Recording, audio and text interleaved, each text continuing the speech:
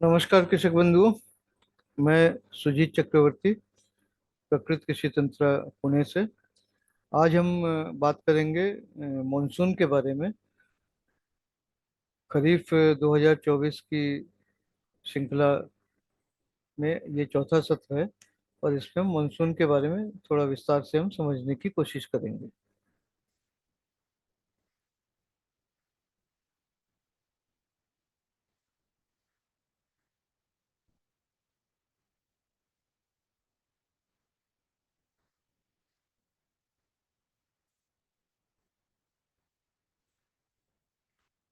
तो आइए हम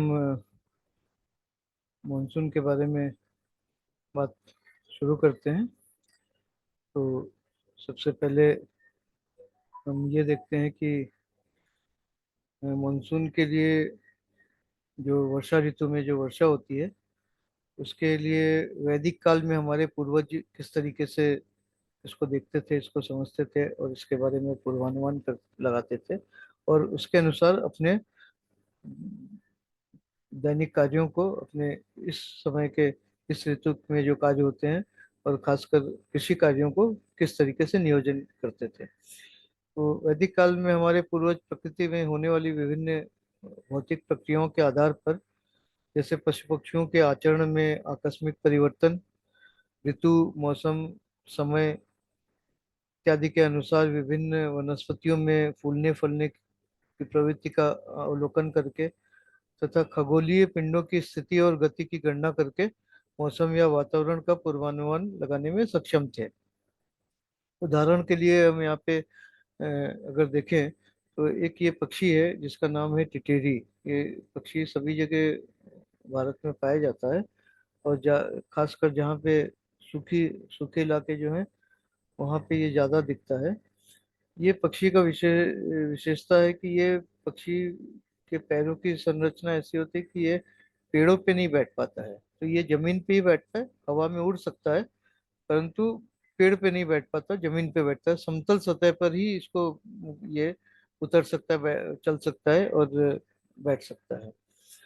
तो ये पक्षी जो है ये अपने अंडे भी जमीन पर ही देता है। तो इसके अंडे देने के स्थान के अनुसार ये समझा जाता है कि इस बार वर्षा कैसी होने वाली है, क्योंकि ये मिट्टी की सतह पर अंडे देता है। तो जिस वर्ष वर्षा अच्छी होनी है ये ऊंची ऊंचाई पर अंडे देता है, ऊंची सतह पर अंडे देता है, जिससे कि अगर वर्षा जब अधिक वर्षा भी हो तो अंडे तक पानी नहीं पहुंचे, क्योंकि ये अंडे गर्मी के समय देता है और इससे जो बच्चे होते हैं अंडे से वो वर्षा ऋतु के ठीक पहले पहले होते हैं और बच्चे जो बड़े होते हैं धीमे धीमे वो वर्षा ऋतु के दौरान होते हैं।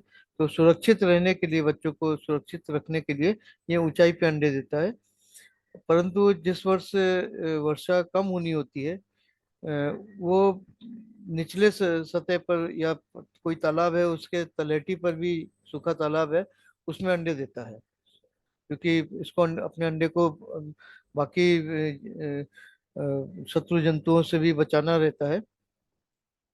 तो इसके अंदर एक प्रकृति ने इसके अंदर एक क्षमता दी है, पूर्वाभास की क्षमता दी है, जिससे ये अनुमान लगा सकता है, पूर्वाभास कर सकता है कि वर्षा कैसी होनी है। और ये पूर्वाभास इसके अंडे देने के पहले ही इसको हो जाता है। मतलब कि अगर हम बात करें तो ये अंडे जो देती है ये गर्मी में देती है, अप्रैल मई के महीने में देती है। तो उस समय इसको पूर्वाभास हो जाता है कि वर्षा आगे कैसी होनी है। इसी प्रकार अगर हम देखें तो अमलतास का जो पेड़ होता है उसमें फूल आते हैं, ये पीले फूल लगते हैं। और जब फूल लगते हैं तो उसमें पत्ते नहीं रहते, पत्ते झड़ जाते हैं और पूरे फूल से ढक जाता है और बहुत सुंदर दिखता है। और ये एवेन्यू ट्री के तौर पे या जो रास्ते होते हैं या जो लेन होते हैं सजावट के लिए इसको लगाया जाता है कि ग्रीष्म ऋतु में ये फूल बहुत अच्छा फूल आता है, इसमें पीले रंग का अच्छा दिखता है। इसमें जब फूल भरे भरे हुए होते हैं वो एक संकेत देता है कि करीब 45 दिनों में मानसून का आगमन होना निश्चित है। और इसके अलावा जो खगोलीय पिंडों का है उनके गति के आधार पर भी ऋषि मुनि जो है वैदिक काल में अनुमान लगाते थे, उसके बारे में हम बात करेंगे। चंद्र और शुक्र जो है वो जलीय ग्रह है। तो शीतकालीन आयनांत जो दक्षिणायन होता है, मतलब आयन का परिवर्तन जब होता है, तो उस समय यदि शनि, सूर्य और मंगल जैसे हानिकारक ग्रहों, ये तीनों को हानिकारक ग्रह माना गया है, इनका गोचर अगर अमृत, जल और नीड़ आदि नाड़ियों से होता है, तो ये सामान्य वर्षा का संकेत देता है। ये करीब 6 महीने पहले ये संकेत दे देता, क्योंकि दक्षिणायन का समय जो होता है वो अ, संक्रांति जो है, ये दक्षिणायन का मतलब होता है कि जिस समय सूर्य जो है वो अ, मकर राशि से मतलब ये सूर्य जो है वो मकर राशि से कर्क राशि से दक्षिण की तरफ जा रहा है, विषुवत रेखा की तरफ जा रहा है। और दक्षिण में चल जाते जाते विषुवत रेखा से दक्षिणी गोलार्ध में जब प्रवेश करता है, जो कि मार्च का महीना होता है। परंतु यदि शुभ ग्रह जैसे बृहस्पति, शुक्र, बुध और चंद्र जो है, ये ग्रह जब चंद्र भी जो है वो प्रभावित या अप्रभावित अवस्था में जब है, उस समय अप्रभावित अवस्था में रहे तभी, तो इन तीन नाड़ियों से अगर गोचर कर रहा है तो प्रचुर वर्षा का संकेत देता है। इसी प्रकार बुध और शुक्र जो है ये संवेदनशील ग्रह होते हैं, और इनके और ये वर्षा में इसलिए सहायक होते हैं। परंतु जब इनके सामने बृहस्पति, मंगल या शनि ग्रह होते हैं, तो वर्षा ऋतु में सूखा पड़ने की स्थिति उत्पन्न होती है। तो ये एक अध्ययन जो है वो वैदिक काल में ऋषि मुनि करते थे, और इसके अनुसार ये पूर्वानुमान करते थे कि आगामी वर्षा ऋतु कैसा होगा। इसके अलावा और भी तरीके हैं जो मतलब साधारण लोग जो हैं वो किस तरीके से करते हैं, उनके पास भी उपाय होते हैं। लेकिन ये अभी के जो लोग हैं, अभी के जो नई नई पीढ़ी है, वो इन सब चीज से अछूती है, दूर हो गई है। लेकिन जो पुरानी पीढ़ी है, जो वयस्क है, उनको अभी भी इन सब के बारे में ज्ञान है, समझ है। तो आज की जो विभिन्न क्षेत्रों में आज भी विभिन्न क्षेत्रों में वयस्क और अनुभवी कृषक बंधु जो है, वो अपने पारंपरिक ज्ञान और समझ के आधार पर होने वाली प्राकृतिक घटनाओं को देखकर वर्षा ऋतु का पूर्वानुमान लगा लेते थे। जैसे चंद्र का प्रभा मंडल, जब पूर्णिमा के समय जब पूरा चांद दिख रहा है, उसके चारों तरफ जो प्रभा मंडल होता है उसको देख के समझते हैं उसका वो कैसा है, उसका प्रकाश कैसा है, धूमिल है, और वगैरह वगैरह। वायु का वेग, बादल की प्रवृत्ति, बिजली का कड़कना, पशुओं के विशेष आचरण, पक्षियों की गतिविधि, जैसे टिटेरी के बारे में हमने बताया, तथा पंचांग और कृषि कार्यों के नियोजन के में आवश्यक सावधानी बरतने का प्रयास करते हैं। और इसमें जैसे हम देखें तो राजस्थान का अगर हम उदाहरण देखें, जहाँ पे रेगिस्तान जो है, थार का रेगिस्तान है, वहाँ पे दो प्रकार के वृक्ष काफी होते हैं, यही दो प्रकार के वृक्ष मिलते हैं ज्यादातर, बाकी वृक्ष तो नहीं होते हैं। ये एक होता है शमी का वृक्ष, जो इधर आप देखिए ऊंट जिसपे पत्ते खा रहा है, और इधर है जो है ये खैर का वृक्ष है। खैर जो कत्था जो जिसको कहते हैं, पान में जो कत्था लगाया जाता है, उसका वृक्ष है ये। अगर शमी के वृक्ष में फूल फल आ रहे हैं, तो ये अच्छे उत्तम फसल, अच्छी वर्षा और उत्तम फसल का संकेत देता है।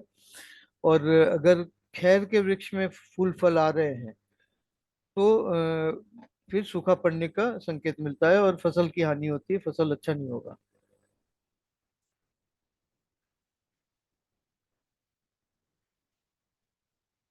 भारतीय भूभाग में वर्षा जो है वो शिशिर ऋतु दिसंबर से अप्रैल के प्रारंभ तक चल रहता है। उसके बाद ग्रीष्म ऋतु और प्री मानसून की बारिश होती है, जो कि मध्य अप्रैल से जून तक के समय अंतराल में होता है। उसके बाद उत्तर पश्चिम प्रदेशों में ये ये मध्य अप्रैल से जुलाई तक थोड़ा आगे रहता है, क्योंकि वहाँ पे देर में पहुँचता है मानसून। वर्षा ऋतु अर्थात मानसून जो है वो जून से सितंबर तक होता है, और पूरे भारत में धीमे धीमे मानसून फैल जाता है। मानसून के बाद का समय अक्टूबर से दिसंबर जो है वो हेमंत ऋतु होता है। यहाँ पे इस मानचित्र में, भारत के मानचित्र में आप देख सकते हैं कि भारत के विभिन्न भागों में कितनी वर्षा होती है सामान्यतः। और हरे रंग, जो गहरा हरा रंग है, वो अधिक वर्षा का संकेत देता है। हल्का हरा रंग जो है वो उससे कम, और जो पीलापन लिए हुए वो और भी कम, और जो नीला है वो उससे भी कम।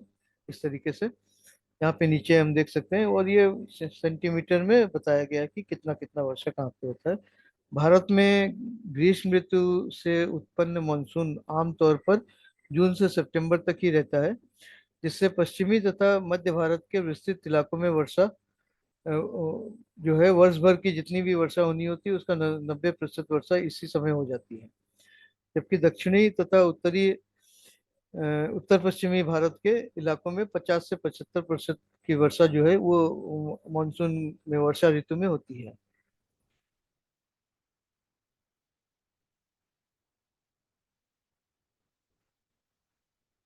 यहाँ पे ये भारत का मानचित्र जो है वो भारतीय मौसम विभाग ने जारी किया है मई के महीने में, अप्रैल एंड मई में, अप्रैल के अंत में।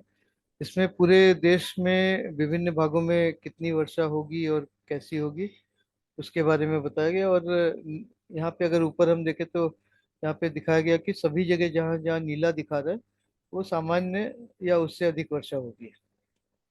दक्षिण एशिया जलवायु दृष्टिकोण मंच, ये एक संस्था है जिसके द्वारा किए गए पूर्वानुमान के अनुसार वर्तमान वर्ष 2024 में दक्षिण पश्चिम मानसून से होने वाली वर्षा जून से सितंबर के अंदर जो वर्षा होती है, भारतीय उपमहाद्वीप एवं दक्षिण एशिया में सामान्य से अधिक होने की संभावना है, जिसकी पुष्टि विश्व मौसम विभाग, विश्व मौसम विज्ञान संगठन तथा क्षेत्रीय जलवायु केंद्र पुणे भी करता है। इसके साथ साथ सामान्य से अधिक तापमान रहने की भी संभावना है। सामान्य से अधिक तापमान तो हम अभी महसूस कर रहे हैं, उत्तर भारत में तो 50 से ऊपर ही जा रहा है, और हमारे महाराष्ट्र में और दक्षिण भारत में भी 40 से 45 तो चल ही रहा था, अभी भी 40 के आसपास है। अभी इस समय भी गर्म है। हम आगे बढ़ने के पहले थोड़ा सा समझ लेते हैं कि वर्ष मानसून के लिए जो संकेत दिए जाते हैं और जो कुछ अध्ययन किए जाते हैं, कुछ कारकों का अध्ययन किया जाता है, उसमें दो कारक हैं। एक एल नीनो है और एक ला नीना, जिसको हम अगर समाचार पत्रों में या समाचार में देखते हैं तो उसमें बताया जाता है कि भाई एल नीनो का प्रभाव है, ला नीना का प्रभाव है। तो यहाँ पे हम थोड़ा सा इसके बारे में बात करते हैं कि मध्य पूर्वी प्रशांत क्षेत्र में समुद्री सतह पर समय समय पर तापमान के औसत से अधिक बढ़ने से उष्णकटिबंधीय क्षेत्रों में गर्मी का प्रकोप लगता है, गर्मी लगती है। एल नीनो की स्थिति होने पर भारतीय उपमहाद्वीप में ग्रीष्म ऋतु में अधिक गर्मी के बाद अल्पवृष्टि का वातावरण पैदा करने का कारक होता है। ये चित्र में हम देख सकते हैं एल नीनो का, और समुद्र के विषुवत रेखा के उत्तर और दक्षिण में प्रशांत महासागर में क्या हो रहा है वो देखा जा सकता है यहाँ पे, कि प्रवाह किस तरफ है, जल की प्रवाह किस तरफ है। और ये जो प्रवाह है वो गर्म जल की प्रवाह जो है वो अ, ऑस्ट्रेलिया, एशिया की तरफ से दक्षिण अमेरिका, अमेरिका की तरफ जा रही है, मतलब पश्चिम की तरफ जा रही है। या यहाँ पे अगर हम बोले तो ये पश्चिम की तरफ जा रही है, पूर्व की तरफ जा रही है, बल्कि ये पूर्वी दिशा की तरफ जा रही है। इस चित्र के हिसाब से, इस मानचित्र के हिसाब से सामान्य स्थिति जब होती है तो प्रशांत महासागर में विषुवत रेखा के उत्तरी तथा दक्षिणी भागों में समुद्र के तल से ठंडे पानी का ऊपरी सतह पर आकर पूर्व पश्चिम दिशा में प्रवाहित होना। यहाँ पे देखिए ये पूर्व से पश्चिम की तरफ जा रहा है, ये पश्चिम से पूर्व की तरफ जा रहा है। ये पश्चिम से पूर्व की तरफ जा रहा है। ठीक है। हाँ सॉरी, ये पूर्व से पश्चिम की तरफ जा रहा है ये। और सामान्य स्थिति दर्शाता है, ये जब सामान्य स्थिति होती है। परंतु ये स्थिति उत्तरी तथा दक्षिणी गोलार्ध में शीत कटिबंधीय क्षेत्रों से उष्ण कटिबंधीय क्षेत्रों में चक्रवाती वायु, जो ये यहाँ पे अगर देखें तो शीत कटिबंधीय से उष्ण कटिबंधीय, ये विषुवत रेखा के आसपास उष्ण कटिबंधीय होता है। तो चक्रवाती वायु जो है, उनका प्रवाह जो है वो उसके अनुसार निर्धारित होता है। तो यहाँ पे देखें वायु का प्रवाह जो है इस तरीके से हो रहा है, और जल का प्रवाह हो रहा है। और यहाँ पे जो है इसके उल्टे जल का प्रवाह हो रहा है। तो ये तापमान की वजह से होता है। ला नीना में क्या होता है कि जो एल नीनो में होता है उसका उल्टा ला नीना में होता है। और उसमें जो परिवर्तन होता है वो ये होता है कि मध्य पूर्वी प्रशांत क्षेत्र में समुद्री सतह पर समय समय पर तापमान में गिरावट होती है। जैसे ला नीना में, एल नीनो में तापमान में वृद्धि होती है, यहाँ पे गिरावट होती है। और उससे उष्ण कटिबंधीय क्षेत्रों में बरसात होना प्रारंभ होता है। ला नीना की स्थिति होने पर ला नीना की स्थिति होने पर भारतीय उपमहाद्वीप में तापमान में गिरावट के साथ साथ वर्षा ऋतु में सामान्य या औसत से अधिक वृष्टि का वातावरण पैदा करने का कारक होता है।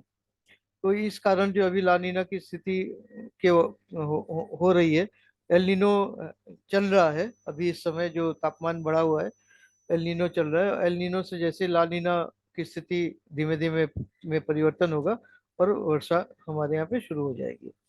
ये मानचित्र है भारतीय मौसम विभाग का, जिसमें ये दिखाया गया है कि मानसून हमारे 2024 में किस प्रकार बढ़ेगा।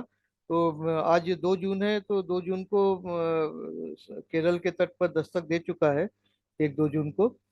और इसके साथ साथ धीमे धीमे उत्तर की तरफ बढ़ता है मानसून। और सामान्य जो समय जो तारीख है उसके हिसाब से ही है इसमें। और इसमें अगर हम देखें तो हमारे पुणे का अगर हम बात करें महाराष्ट्र में, तो 10 जून के आसपास की जो रेखा है उसमें अगर हम देखें तो पुणे में। और उसके बाद और आगे हम बढ़े तो पूरी महाराष्ट्र, उड़ीसा, पूर्वी झारखंड और बिहार वगैरह जो है 15 जून तक आ जाएगा। और इस तरीके से मानसून आगे बढ़ता है। तो सर्वप्रथम मानसून केरल के तटीय भागों में दस्तक देता है, जो दे चुका है। जिसके साथ साथ कर्नाटक एवं महाराष्ट्र के कोंकण में तटीय भागों में मानसून का आगमन हो जाता है, जो अभी होने की प्रक्रिया में है। अगर अभी की बात करें, आज की बात करें, 2 जून को।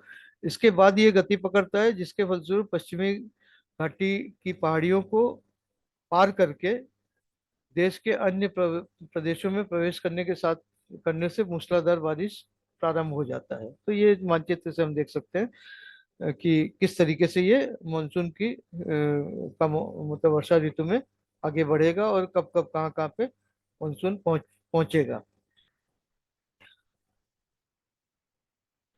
दक्षिण पश्चिम मानसून सामान्यतः केरल में 1 जून के आसपास पहुंचता है। इसके बाद ये उत्तर दिशा में बढ़ता है और 15 जुलाई तक संपूर्ण भारत को ढक लेता है। भारत में मानसून सर्वप्रथम केरल में और अंत में पंजाब में पहुंचता है। पंजाब, हरियाणा एवं मध्य प्रदेश भारत के उत्तरी भाग में होने के कारण उत्तर पूर्वी मानसून से वर्षा नहीं होती है। अंडमान निकोबार द्वीप समूह में दक्षिण पश्चिमी और उत्तर पूर्वी मानसून दोनों से वर्षा होती है। ये दक्षिण पश्चिम और उत्तर पूर्वी मानसून के बारे में यहाँ पे इस चित्र में आप देख सकते हैं कि हिंद महासागर से जब मानसून आगे बढ़ता है उत्तर की तरफ, और भारतीय उपमहाद्वीप में जब पहुंचता है, तो सबसे पहले जैसे केरल में पहुंचने की बात हमने कही है, तो वहां से वो 2 भागों में बटता है। एक ये जो है पश्चिम दिशा में अरब सागर के ऊपर से आगे बढ़ता है, और दूसरा जो है पूर्वी दिशा में बंगाल की खाड़ी के ऊपर से आगे बढ़ता है, और दोनों तरफ से भारत में प्रवेश करता है। और इसके कारण जो है वर्षा होती है। तो जैसा बताया कि पंजाब, हरियाणा और मध्य प्रदेश का जो इलाका है, जहाँ पे इंडिया लिखा हुआ है उसके आसपास का जो इलाका है, वहाँ पे इन दोनों जो मानसून के बीच में पड़ता है। और उसके वजह से जो है पश्चिम भाग से जो मानसून आ रहा है, अरब सागर के ऊपर से जो मानसून आ रहा है, उसकी वर्षा जो है वो यहाँ पे नहीं हो पाती। वो महाराष्ट्र, गुजरात, अगर केरल, कर्नाटका, महाराष्ट्र, गुजरात, राजस्थान, इस तरीके से जाती है। लेकिन इस इलाके में जो वर्षा होती है वो पूर्वी दिशा से जो आती है, उनसे वर्षा होती है। जो अगर हम बात करें तो तमिलनाडु है, और इसके बाद आंध्र प्रदेश है, उड़ीसा है, बंगाल है, उत्तर पूर्वी प्रदेश हैं सारे, और इसके बाद बिहार, झारखंड, और मध्य प्रदेश, छत्तीसगढ़, उत्तर प्रदेश वगैरह जो है वो जो बंगाल की खाड़ी से जो मानसून आता है, दक्षिण पूर्वी मानसून, उससे वर्षा होती है। और मानसून की वर्षा होने के बाद ये मानसून फिर से जैसे गर्मी उत्तरी भाग में धीमे धीमे ठंड पड़नी शुरू हो जाती है, और दक्षिण में जो है गर्मी होती है, तो वो मानसून फिर वापस जाता है। और रिटर्न मानसून की वर्षा जो है, अगर इस चित्र में देखें, नीले जो तीर एरो जो दिखाए गए हैं, उससे उन भागों में रिटर्न मानसून की वर्षा होती है, जिसका आप उदाहरण में समझ सकते हैं कि नवंबर, दिसंबर, जनवरी के समय में आप तमिलनाडु के कुछ हिस्सों में, केरल के कुछ हिस्सों में, और आंध्र प्रदेश वगैरह के तटीय हिस्सों में वर्षा होती है। चेन्नई में जैसे काफी पानी भर भर जाता है, ये देखा गया है कि दिसंबर जनवरी के महीने में, तो इसी कारण होता है। वर्षा की प्रक्रिया कैसे होती है उसके ऊपर थोड़ा सा हम ये समझ लेते हैं। तो 3 चरणों में जो है ये होता है। सबसे पहले वाष्पीकरण होता है। विभिन्न जल निकायों से अवशोषित जल की एक बड़ी मात्रा जो है वाष्पीकृत होकर वायुमंडलीय हवा में प्रवेश करती है। उसके बाद वो वाष्प जो है गर्म हवा के साथ भूमि की सतह से ऊपर उठकर फैलता है, और फिर भूमि की सतह से ऊपर उठता है गर्म हवा के साथ, और उसमें फैलाव होता है, गर्म हवा के वजह से फैलाव होता है। फिर एक ऊंचाई पर पहुंचने के बाद वो फैलना उसका रुक जाता है, क्योंकि ऊंचाई में जैसे जाते हैं वैसे वातावरण ठंडा होता है, और वो जो वाष्प है वो ठंडा होने लगता है। और उसके बाद जो है वो ठंडा ठंडा होने के साथ साथ उसका घनत्व भी बढ़ने लगता है, संघनित होने लगता है। और संघनित होने के बाद जो वाष्प की बूंदें हैं, वाष्प जो है वो बूंदों के रूप में परिवर्तित होता है, और पानी की बूंदों के रूप में परिवर्तित होकर घनत्व बढ़ने के कारण गुरुत्वाकर्षण बल के से वो वर्षा के रूप में नीचे आता है। वायु में वाष्प धारण करने की एक सीमा होती है। अब ये जैसे हमने बताया कि ऊपर उठता है, तो जो वायु है उसके अंदर वाष्प को धारण करने की या उसको रखने की एक क्षमता होती है। उससे ज्यादा जब हो जाता है, उससे अधिक मात्रा में जब वाष्प वाष्प वायु में पहुंच जाता है, तब फिर वो उसका संघनन होना शुरू होता है। और संघनन होने होने के बाद वो बूंदें बनती हैं और धरती पर गिरने लगती है। इस क्षमता का निर्धारण प्रकृति के नियमानुसार दुनिया दुनिया के प्रत्येक भाग के वायुमंडल में अलग अलग तरीके से होता है। लेकिन इसका निर्धारण जो है वो तापमान के ऊपर है। वायुमंडल का जो तापमान है, जिस भाग में वायुमंडल में जिस भाग में वाष्प है, उस स्थान पर तापमान क्या है उस पर निर्भर करता है। यानी तापमान अगर ज्यादा है तो फैलेगा, अगर तापमान कम है, ठंडा है, तो वो संकुचित होगा, संघनन होगा।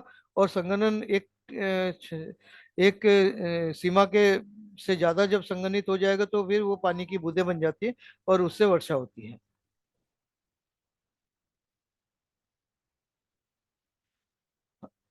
हम ये भी समझने की कोशिश करेंगे कि मॉनसून क्या है। हम मॉनसून की बात करते हैं, हर जगह ये शब्द आता है कि मॉनसून इस बार देर है, जल्दी है। ये शब्द क्या है? तो ये अरबी शब्द है मौसम, जो मौसम जिसको कहते हैं हम, वहाँ पे अरबी भाषा में इसको मौसम बोलते हैं। और मौसम का मतलब होता है ऋतु।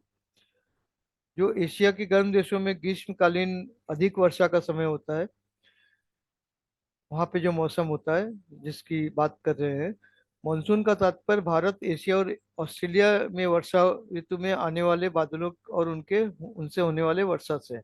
मानसून जो शब्द है वो भारत, भारतीय भूभाग, एशिया के बाकी हिस्से, और ऑस्ट्रेलिया, मतलब ये जो इलाका है प्रशांत महासागर के दक्षिण में पूर्व में, उत्तर में और पश्चिम में जो प्रदेश हैं, देश है, उनके लिए ही मानसून का शब्द का प्रयोग होता है। पूर्वी एशिया के मानसून जो है वो चीन, जापान और कोरिया में ग्रीष्मकालीन वर्षा करता है। लेकिन ये भिन्न प्रकार के वायु प्रतिरूप है जो अलग प्रकार के वायुधारा के से संबंधित है। मानसून के कारण बड़ी मात्रा में वर्षा होने से क्षेत्र में वनस्पति उगने और फूलने फलने लगते हैं। तो ये तो हम सभी समझते जानते हैं और इसीलिए वृक्षारोपण की बात की जाती है। आगे हम उसके ऊपर भी थोड़ा सा बात करेंगे। दक्षिण पश्चिम मानसून की उत्पत्ति हिंद महासागर से होती है। जो हमारे देश में जो वर्षा होती है उसकी उत्पत्ति हिंद महासागर से होती है। इसके बाद उत्तर की ओर बढ़ते बढ़ते दो भागों में बढ़ जाती है, जैसा मैंने अभी बताया। एक भाग अरब सागर की ओर से और दूसरा भाग बंगाल की खाड़ी की ओर से भारतीय उपमहाद्वीप में प्रवेश करता है और मानसून की संरचना करता है। मानसून वर्षा की संरचना करता है, जिससे भारत में वर्ष भर की करीब 80% वर्षा जो इस समय ये मानसून से होती है, मतलब इसी समय में होती है। और वो मानसून से होती है 80% वर्षा। बाकी जो दूसरे मौसम में जो वर्षा होती है वो 20% के करीब होती है, जो पहले हो जाती है प्री मानसून या सर्दियों में भी कभी कभी बारिश होती है, तो वो सब। अब जब वर्षा होती है तो वर्षा का मापन भी होता है। तो वर्षा का मापन जो है वो सेंटीमीटर, मिलीमीटर, इंच, इन इकाइयों में होता है। तो ये सारी इकाइयां जो हैं ये तो लंबाई की इकाई है, लंबाई मापने की इकाई है। जबकि वर्षा जो है वो जल, वर्षा जल है, और जल का जो मापने की इकाई है वो आयतन होता है, वॉल्यूम होता है। तो हम ये समझ लेते हैं कि ये सेंटीमीटर में मापने का मतलब क्या है। तो यहाँ पे आप देखिए कि एक पात्र दिखाया गया है रेखा से। 1 मीटर लंबा और 1 मीटर चौड़ा है, और इसकी ऊंचाई जो है 50 सेंटीमीटर है, मतलब आधा मीटर है। इसमें अगर हम 1 लीटर पानी डालें, 1 वर्ग मीटर का क्षेत्र है, इसमें अगर 1 लीटर पानी डालें तो ये पानी इसमें फैल जाएगा, और उसकी ऊंचाई जो होगी वो 1 मिलीमीटर होगी। अर्थात 1 मिलीमीटर वर्षा का मतलब है कि 1 लीटर पानी की वर्षा प्रति वर्ग मीटर। अगर हम कह रहे हैं कि 1 मिलीमीटर वर्षा हुई है तो उसका मतलब है कि 1 वर्ग मीटर के क्षेत्र में 1 लीटर पानी बरसा है। वो कितने भी समय में बरस सकता है, 1 घंटे में बरस सकता है, 1 मिनट में बरस सकता है, एक दिन में बरस सकता है, समय कितना भी हो सकता है। लेकिन जो मात्रा है जल की, जो वर्षा के रूप में नीचे गिरी है, वो प्रति वर्ग मीटर 1 लीटर है। अगर हम 1 सेंटीमीटर की बात करते हैं तो वो 10 लीटर, 1 सेंटीमीटर में 10 मिलीमीटर होता है। तो 10 लीटर वर्षा जो है प्रति वर्ग मीटर अगर हो रही है तो 1 सेंटीमीटर वर्षा हुई है, ऐसा माना जाता है। मतलब ये है कि अगर हम कहते हैं कि आज यहाँ पे जो है 10 सेंटीमीटर वर्षा हुई है, इसका मतलब है कि जितने भी क्षेत्र में वर्षा हुई है उतने क्षेत्र में प्रति वर्ग मीटर 10 लीटर पानी बरसा है। अब जितना भी क्षेत्र है वो उसका कितना वर्ग मीटर क्षेत्र है या कितना वर्ग किलोमीटर क्षेत्र है, उससे आप ये भी गणना कर सकते हैं कि कितना पानी वर्षा है, पानी की कितनी मात्रा वर्षी है। और ये किसानों के लिए, कृषक बंधुओं के लिए बहुत महत्वपूर्ण है समझने के लिए कि भाई हमारे पास जमीन जो है वो एकड़ में होता है। 1 एकड़ जो है 4,000 वर्ग मीटर होता है। तो अगर 1 मिलीमीटर वर्षा हुई है तो 4,000 मीटर, यानी एक क्षेत्र, एकड़ के क्षेत्र में कितनी वर्षा हुई है, 4,000 लीटर वर्षा हुई है। अगर 1 सेंटीमीटर वर्षा हुई है तो 40,000 लीटर वर्षा प्रति एकड़ बारिश हुई है, चाहे वो कितने भी समय में हो, 1 घंटे में हुई है या एक दिन में हुई है। अगर 10 सेंटीमीटर वर्षा हुई है तो 4 लाख लीटर पानी बरसा है प्रति एकड़। ये समझने की बात है।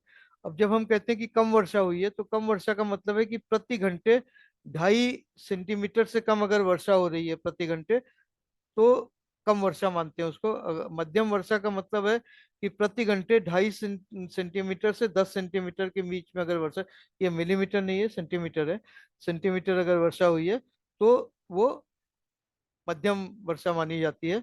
और अगर अधिक वर्षा है तो 10 सेंटीमीटर से अधिक, करीब 50 सेंटीमीटर तक अगर प्रति घंटे वर्षा हुई है तो उसको अधिक वर्षा कहते हैं। अगर 50 सेंटीमीटर से भी ज्यादा वर्षा हुई है प्रति घंटे, तो जो बादल फटने की जो प्रक्रिया होती है बादल फटने के समय, तब वो 50 सेंटीमीटर से भी ज्यादा, 100-200 सेंटीमीटर वर्षा जो प्रति घंटे के हिसाब से होती है, तो जो जब बादल फटता है तो आप समझ सकते हैं कि कितनी मात्रा में पानी जो है वो प्रति वर्ग मीटर गिर रहा है। यहाँ पे वर्षा का एक चित्र दिया हुआ है कि वर्षा हो रहा है। तो वर्षा की मात्रा और तीव्रता निम्न दो कारकों पर आधारित होता है: बादलों के रूप में वायु में आर्द्रता की मात्रा तथा ऊपर की ओर उठने वाले वायु प्रवाह का प्रभाव। नम हवा बादलों के अंदर से ऊपर की ओर प्रभावित होने से बादल में व्याप्त वाष्प ठंडी होकर पानी के बूंदों के रूप में परिवर्तित हो जाती है और नीचे गिरती है। ये जो यहाँ पे हम देख रहे हैं। अब मानसून हमने समझ लिया, वर्षा समझ लिया, लेकिन इनका प्रभाव हमारे फसलों पर क्या पड़ता है। यहाँ पे हम हानिकारक प्रभाव के बारे में बात करेंगे। लाभदायक प्रभाव तो आप सभी समझते हैं, जानते हैं, लेकिन कुछ समस्याएं होती हैं और उस समस्याओं का कारण हम तो यहाँ पे अगर समझ लें तो अच्छा है। और उसका निवारण भी तब हम आसानी से कर सकेंगे। नहीं तो क्या होता है कि समस्याएं होती है और उसका निवारण हम बिना समझे जब करते तो निवारण कुछ और करते हैं और वो समस्या अपनी जगह पे वैसे ही रहती है। तो वर्षा ऋतु में हमने देखा है कि रस चूसक कीट जो हैं वो, उनकी जनसंख्या बढ़ जाती है, उनकी संख्या बढ़ जाती है, उनका प्रकोप बढ़ जाता है। क्यों बढ़ता है वो हम समझने की कोशिश करते हैं। वर्षा ऋतु में वातावरण में आर्द्रता के साथ साथ तापमान अधिक होने के कारण पौधों के पत्तों से वाष्पोत्सर्जन धीमी हो जाती है। जो ट्रांसपीरेशन होता है वो धीमा हो जाता है, क्योंकि वायुमंडल में आर्द्रता ज्यादा रहती है, ह्यूमिडिटी ज्यादा रहता है। और इसके वजह से ट्रांसपीरेशन कम होता है, जिसके फलस्वरूप कलियों में, फूलों में, पत्तों में, तनों में तथा कच्चे फलों में, जो भी कोमल भाग है पौधे के, उनमें उनकी कोशिकाओं में रस की मात्रा सामान्य से अधिक हो जाती है, क्योंकि ट्रांसपीरेशन नहीं हो रहा, वाष्पोत्सर्जन नहीं हो रहा है। तो जो है उनमें रस ज्यादा भर जाता है। और रस चूसक कीटों के लिए तो ये बहुत अच्छी बात है। तो वो जो है रस उनको खूब मिलता है और वो, इसलिए उनकी संख्या भी बढ़ती है, उनकी जनसंख्या बढ़ती है और उनका प्रकोप बढ़ता है। प्रायः सभी रस चूसक कीट वायरस के संवहन का भी कार्य कार्य करते हैं। तो जितने भी ज्यादातर रस चूसक कीट जो होते हैं वो साथ में वायरस भी लेके चलते हैं। तो खुद नुकसान पहुंचाते हैं, साथ में और देके भी जाते हैं।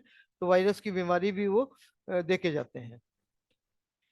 तो ये इसलिए भी होता है क्योंकि पौधा जब वाष्पोत्सर्जन नहीं हो पा रहा है, तो पौधा जो है वो जमीन से अवशोषण भी नहीं कर पा रहा है, भोजन का पोषक तत्व का अवशोषण भी नहीं कर पा रहा है। उसके बारे में हम आगे अगली स्लाइड में बात करेंगे। पहले हम समझ लेते हैं समस्याएं क्या क्या होती हैं। और इसी प्रकार जो है फफूंदजनक और बैक्टीरिया जनित रोग जो होते हैं वर्षा ऋतु में सामान्य वातावरण में आर्द्रता जो सामान्य से अधिक हो जाती है, तापमान भी अधिक होता है। और ये फफूंदजनक और बैक्टीरिया के लिए बहुत अनुकूल परिस्थिति प्रस्तुत करता है। मिट्टी के ऊपर पौधे के जो विभिन्न भाग है, जैसे मैंने पीछे बताया, उन सब भागों में फफूंद के बीजाणु के अंकुरण और बैक्टीरिया के संक्रमण के लिए बहुत उपयुक्त स्थिति मिलता है। यहाँ पे हमने चित्र दिया है कि विभिन्न प्रकार की जो समस्याएं होती हैं वो यहाँ पे हमने दिखाया है। अब हम यहाँ पे आते हैं मिट्टी के ऊपर। जब वाष्पोत्सर्जन नहीं हो पा रहा है तो पौधा जो है मिट्टी से पोषक तत्व भी नहीं ले पा रहा है, क्योंकि अवशोषण भी नहीं हो पा रहा है। वो तो पानी के साथ अवशोषण होता है, तो क्योंकि पानी ऊपर से वाष्पोत्सर्जित नहीं हो रहा है, ट्रांसपीरेशन नहीं हो रहा है, पानी ऊपर से निकल नहीं रहा है, तो नीचे से उसका खिंचाव भी नहीं हो रहा है, पोषण तत्व का खिंचाव भी नहीं हो रहा है। इसके वजह से पौधा पोषक तत्व नहीं ले पा रहा है। और पोषक तत्व नहीं ले पाने की वजह से पौधा कमजोर हो जाता है। और जब कमजोर होता है तो उसके ऊपर कीट और रोगों का प्रभाव बढ़ जाता है, प्रकोप बढ़ जाता है। इसके अलावा क्या होता है मिट्टी में, वो भी हम समझने की कोशिश करते हैं। मिट्टी में अधिक नमी होने के कारण विभिन्न पोषक तत्व रिस कर गहराई में चले जाते हैं या घुलकर सतह से बहकर निकल जाते हैं। जिससे कि अस्थायी या स्थायी तौर पर पोषक तत्वों की कमी हो जाती है। इसके अलावा वर्षा ऋतु में वातावरण में आर्द्रता अधिक होने के कारण पौधों के पत्तों में वाष्पोत्सर्जन धीमी हो जाने जाती है, जिसके फलस्वरूप विभिन्न अंगों की कोशिकाओं में रस की मात्रा सामान्य से अधिक होने से जड़ों द्वारा मिट्टी से पोषक तत्वों के अवशोषण की प्रक्रिया धीमी हो जाती है, जो मैंने अभी बताया। इसी प्रकार पौधों में अस्थायी या स्थायी तौर पर विभिन्न पोषक तत्वों की कमी के लक्षण दिखते हैं, और कीट रोगों से प्रतिरोध और सहनशीलता में भी कमी हो जाती है, और इसके कारण जो है कीट और रोग जो है ज्यादा होते हैं। तो इसको कैसे हम इसके लिए हम क्या कर सकते हैं? फसलों पर वर्षा का नकारात्मक प्रभाव से बचाओ। तो उसके लिए क्या करना चाहिए कि हम जो प्रकृति के नियम है उसको समझें और उसके अनुसार चलें। तो प्रकृति के नियम को समझने के लिए वैदिक सिद्धांतों के अनुसार कृषि पंचांग पर आधारित जैविक खेती करने पर मिट्टी की उर्वरता बनी रहती है, और वैज्ञानिक पद्धति से फसल चयन एवं नियोजन त- तथा कृषि कार्य करने से अधिक उपज एवं गुणवत्ता बढ़ती है। कृषि व्यय में बचत होती है, और साथ साथ आय में भी वृद्धि होने की संभावना बनती है। तो उसके लिए क्या करना है कि ये हमने दो चित्र दिया है कि वैदिक कृषि पंचांग और वैदिक कृषि, ये दोनों भी वीडियो हमने हमारे चैनल में पहले से ही मौजूद है। तो इन वीडियो को भी आप देखिए, और इसमें हमने विस्तार में बताया है कि कृषि पंचांग से कैसे फायदा होता है, क्या होता है, इसका वैज्ञानिक आधार क्या है। और प्राकृतिक और वैज्ञानिक आधार दोनों इसमें विस्तार में हमने बताया है। और उसको समझ के उसके अनुसार अगर आप करते हैं अपनी कार्य, तो उसका जरूर आपको उसका लाभ मिलेगा। उसके लिए साथ में हमने एक ये भी प्रारंभ किया है, वैदिक कृषि दिनदर्शिका, जो कि पाक्षिक होता है। और इसमें अमावस्या से पूर्णिमा और पूर्णिमा से अमावस्या, जो पक्ष है शुक्ल पक्ष और कृष्ण पक्ष के हिसाब से ये हम प्रकाशित करते हैं। और इसमें प्रतिदिन के हिसाब से और उस दिन किस फसल की बुआई करनी चाहिए, किस दिन कौन सी फसल की बुआई नहीं करनी चाहिए, और क्या कार्य करना चाहिए, क्या कार्य नहीं करना चाहिए, ये सारी बातें उसमें विस्तार में दिन के हिसाब से, तारीख के हिसाब से दी हुई रहती है। और उसका कारण क्या है, उसका वैज्ञानिक आधार क्या है, उसके बारे में भी उसमें बताया गया है। तो आप इसको हमारे वेबसाइट पे जाके ले सकते हैं। सामान्य सा मूल्य है इसका 18 रुपये 75 पैसे, 15 दिनों के लिए। कह सकते हैं कि ₹1.25 प्रतिदिन के हिसाब से जो है इसका मूल्य है। और इस प्रकार से होता है ये। मोबाइल से आप इसको देख सकते हैं, यहाँ पे जैसे कि हमने दिया हुआ है, इस प्रकार ये दिखता है। और ये तारीख के हिसाब से, दिनांक के हिसाब से, अगर यहाँ पे देखें तो 26 मार्च से 8 अप्रैल का है। ये अभी ये चल रहा है। अभी का जो है वो 7 जून तक का है।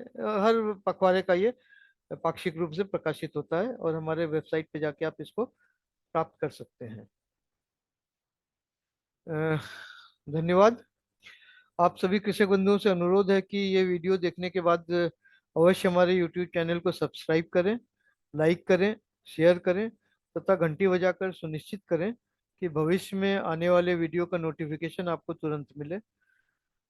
यदि आप हमारे इस प्रयास को अपने लिए लाभदायक समझते हैं और हमारा उत्साहवर्धन करते हुए पत्रम पुष्पम से सहयोग करना चाहते हैं, तो नीचे हमने ये मोबाइल नंबर दिया है, जीपे, फोन पे और पेटीएम का। ये दोनों नंबर पे आप जाके आप हमें सहयोग भी कर सकते हैं। और अगर हमें आप सीधे संपर्क करना चाहते हैं, तो हमारा ये फ़ोन नंबर है जो आपने पीछे देखा है, वही नंबर है। और हमारा ये वेबसाइट है, और ईमेल आईडी भी दिया हुआ है। तो ईमेल आईडी पे जाके आप हमें लिख सकते हैं, हमारे वेबसाइट पे जाके, और हमारे बारे में बहुत सारी हमारे जो कार्य हैं उनके बारे में आप समझ सकते हैं, जान सकते हैं। और हमसे जो सहयोग ले चाहते हैं, हमारे से संपर्क कर सकते हैं फ़ोन पर। ये व्हाट्सएप नंबर है, व्हाट्सएप करिए हमें। धन्यवाद।